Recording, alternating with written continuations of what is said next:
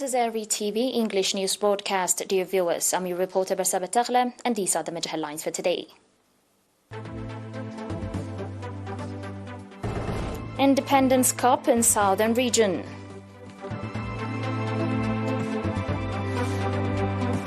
Schools Week in Eritrea.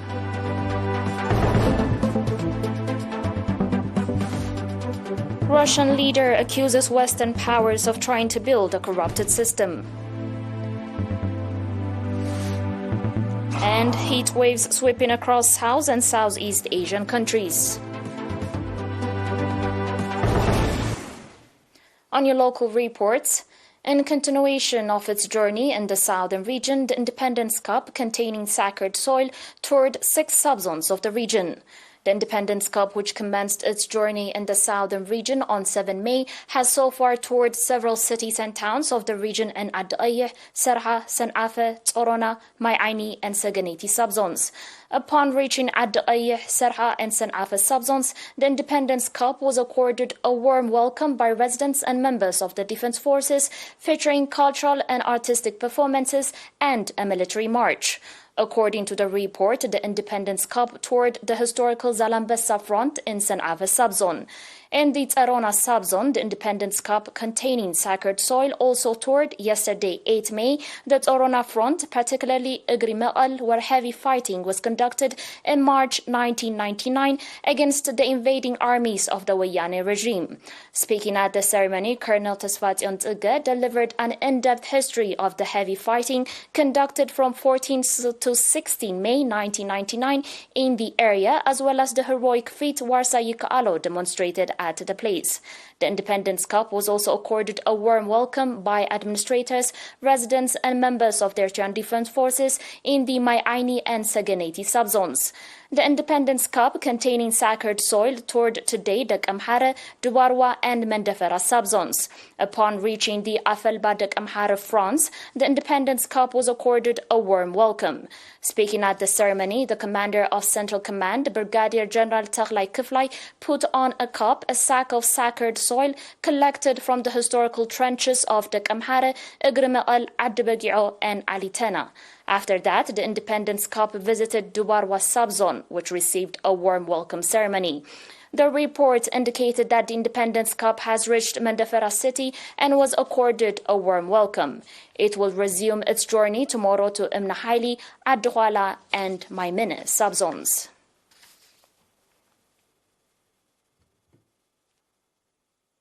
Schools in Eritrea subzone conducted Schools Week from 5 to 7 May with great enthusiasm. The Schools Week, in which over 500 students of all schools participated, included sports activities, athletics, general knowledge competitions, debating, as well as cultural performances.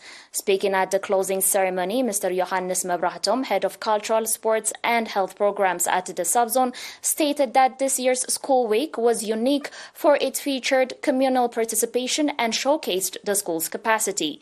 The administrator of Eritrea subzone, Mr. Maharena Taglaab, on his part, noted that the fact that the School Week took a communal level is a success and commended organizers and participants. Finally, Mr. Kiflai Ande Mikael, head of the education branch in the Eritrea subzone, indicated that the event enables students to become competitive and develop a culture of work.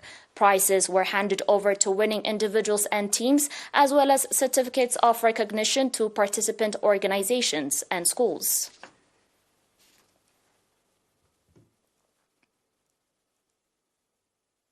Karen Wood Steel and Cement Works organized an 8-month vocational training program for 26 youth, including 5 nationals with hearing impairment. The training program included wood and steel works, according to report.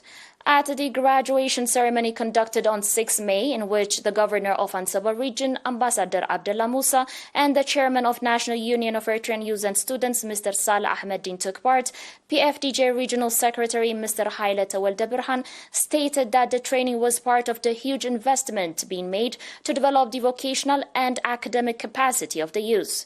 He also called on the trainees to upgrade their skill through practice and become role models to their peers.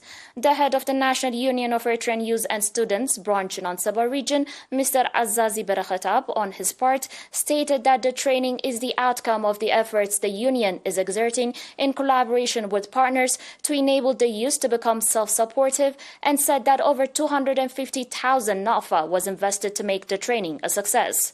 Managing Director of the plant, Mr. Miskina Gabru, on his part, commending the trainees for demonstrating exemplary interest, wished them success in all their endeavors.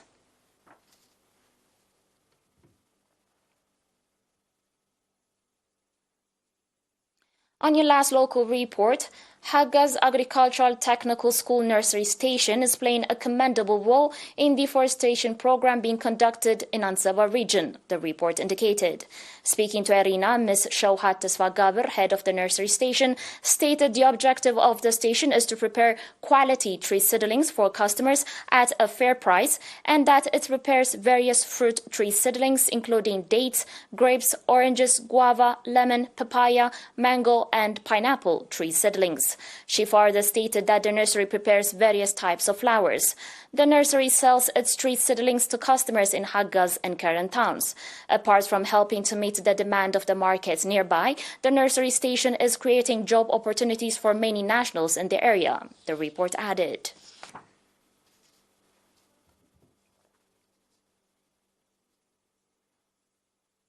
Dear viewers, and now we'll be back with your international reports after the short break.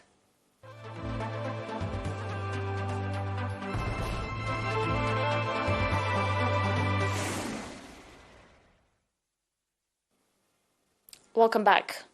The Russian leader has accused Western powers of trying to build a system of robbery, violence, and suppression.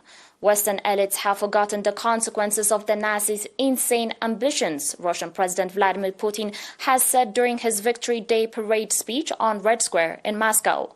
According to the Russian leader, all this is being done by the US and its allies in order to further dictate their will, their rights, and their rules, and implement what is basically a system of robbery, violence, and suppression on the international stage.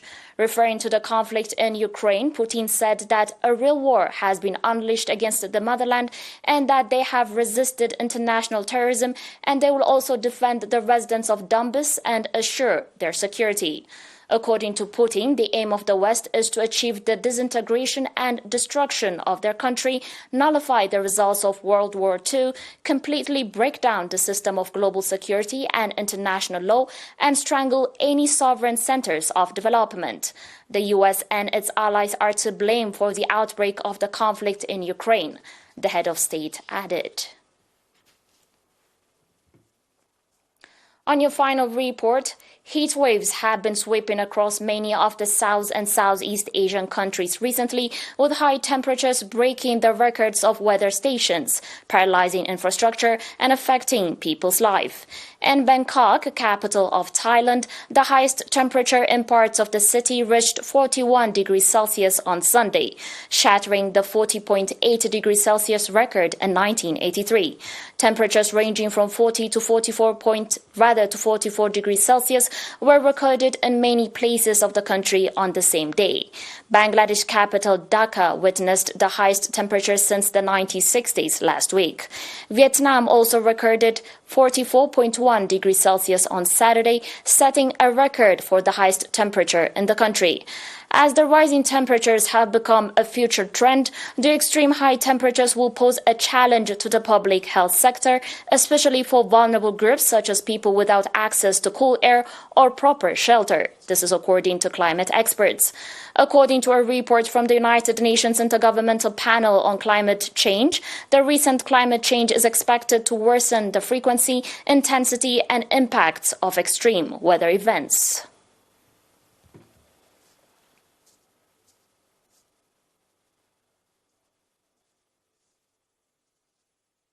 You're still watching us on ERi-TV, dear viewers, and now recap of the major headlines.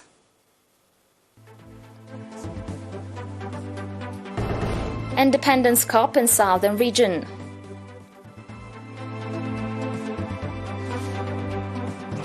Schools Week in Elaber at Subzone.